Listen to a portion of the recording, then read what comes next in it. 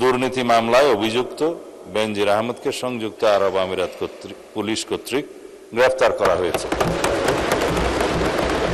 পুলিশের সাবেক আইজিপি বেনজির আহমেদের দুবাই পুলিশ কর্তৃক গ্রেফতার প্রসঙ্গে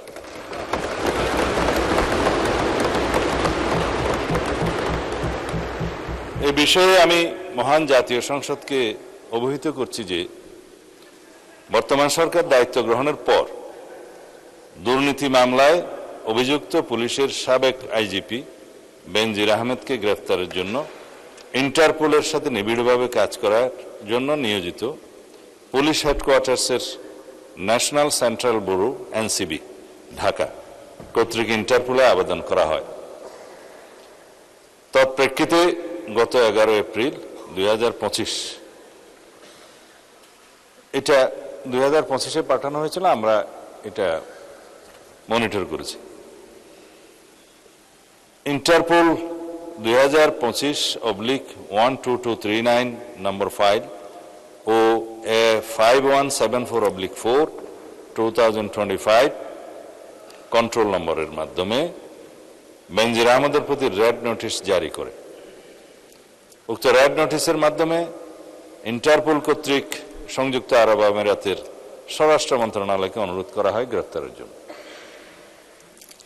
মাননীয় স্পিকার, আমি এই মহান সংসদের মাধ্যমে সমগ্র জাতিকে জানাচ্ছি যে গত 12 জুন 2026 তারিখে সংযুক্ত আরব আমিরাতের স্বরাষ্ট্র মন্ত্রণালয়ের directorate general of federal criminal police national central bureau NCB Abu Dhabi হতে প্রেরিত একটি ইমেইলের মাধ্যমে বাংলাদেশ সরকারকে জানানো হয়েছে যে দুর্নীতি মামলায় অভিযুক্ত বেনজির আহমেদকে সংযুক্ত আরব আমিরাত পুলিশ কর্তৃক গ্রেফতার করা হয়েছে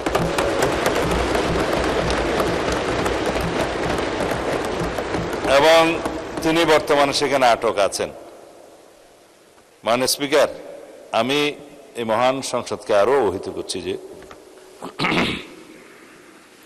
এনসিবি আবুধাবি জানিয়েছে যে UAE federal law number 39 of 2006 অনুযায়ী গ্রেফতারের তারিখ হতে 30 দিনের মধ্যে কূটনৈতিক চ্যানেলের মাধ্যমে আনুষ্ঠানিক এক্সট্রাডিশন রিকোয়েস্ট প্রেরণ করতে হবে। উল্লেখ্য, বেনজির আহমেদের বিরুদ্ধে দণ্ডবিধির 420, 467, 468, 471 and 109 সেকশন এবং 1947-এর দুর্নীতি প্রতিরোধ আইনের সেকশন 5/2, 26(2) এবং 27(1) এবং বাংলাদেশ পাসপোর্ট অর্ডার 1973-এর 11 ধারার মানে সেকশন 11-এর মামলা বিচারাধীন রয়েছে। উক্ত বিষয়ে এনসিবি ঢাকা ইন্টারপোল চ্যানেলের মাধ্যমে রেড নোটিশ প্রকাশ, আন্তর্জাতিক সমন্বয়, বিদেশি কর্তৃপক্ষের সাথে যোগাযোগ এবং গ্রেফতার পরবর্তী ফলো আপ কার্যক্রম সম্পন্ন করেছে।